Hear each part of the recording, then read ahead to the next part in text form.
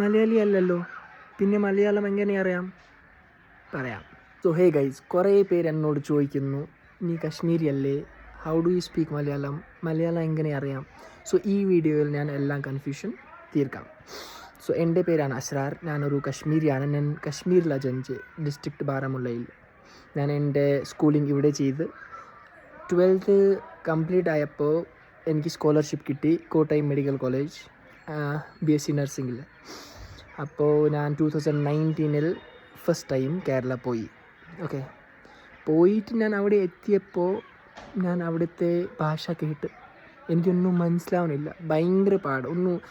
It was like ബ്ലേ ബ്ലേ ബ്ലേ ബ്ലേ ബ്ലേ ബ്ലേ ബ്ലേ ബ്ലേ ബ്ലേ ഒന്നും മനസ്സിലായില്ല. അപ്പോൾ ഞാൻ വിചാരിച്ചു, ഞാൻ ഇവിടെ എങ്ങനെ ജീവിക്കും, തിരിച്ചു പോകാനായിരിക്കും നല്ലത്.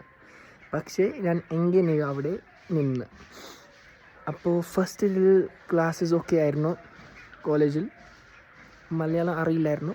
പക്ഷേ ഫസ്റ്റ് ഇയറിൽ ഞാൻ 3 വാക്ക് പഠിച്ചു. ഏത് വാക്കായിരുന്നു? ചേട്ടാ, ചേച്ചി, സുഖം. ഓക്കെ, സോ ആ 3 വാക്ക് അറിയാമായിരുന്നു. പിന്നെ സെക്കൻഡ് ഇയർ കയറിയപ്പോൾ ഫ്രണ്ട്സിൻ്റെ കൂടെ കഴിക്കാൻ പോയി, ക്ലാസ്സസ് ആയിരുന്നു. അപ്പോൾ ഫ്രണ്ട്സിൻ്റെ കൂടെ സംസാരിച്ചു. പിന്നെ നമുക്ക് ഹോസ്പിറ്റലിലും ഡ്യൂട്ടി ഉണ്ടായിരുന്നു. അപ്പോൾ അവിടെ കുറേ പേഷ്യൻസ് ഒക്കെ ഉണ്ടല്ലോ.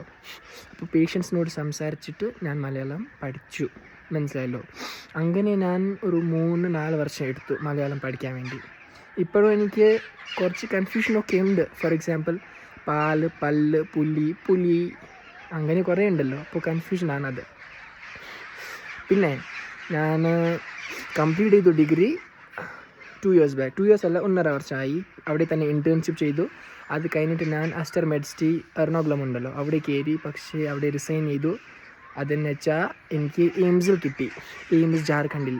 അതും ഞാൻ അവിടെ നിന്ന് പോകുന്നു, മനസ്സിലായോ. സോ ഇപ്പോൾ ഞാൻ വീട്ടിലാണ്, കശ്മീരിൽ. സോ ആരെങ്കിലും ഇങ്ങോട്ട് വരുവാണെങ്കിൽ എന്നെ ടെക്സ്റ്റ് ചെയ്താൽ മതി, ചിലപ്പോൾ കാണാൻ പറ്റും. പക്ഷേ ഈ മാസം തന്നെ, അടുത്ത മാസം ഞാൻ ഇവിടെ നിന്ന് പോകും, പിന്നെ കാണാൻ പറ്റില്ല. സോ ഇതാണ് എൻ്റെ ഒരു സ്റ്റോറി, മനസ്സിലായല്ലോ. ഇനി ആർക്കെങ്കിലും ഇനി വേറെ കൺഫ്യൂഷൻ ഉണ്ടെങ്കിൽ കോമെൻറ്റ് ചെയ്താൽ മതി, അല്ലെങ്കിൽ DM ചെയ്താൽ മതി. So for now, take care, bye bye.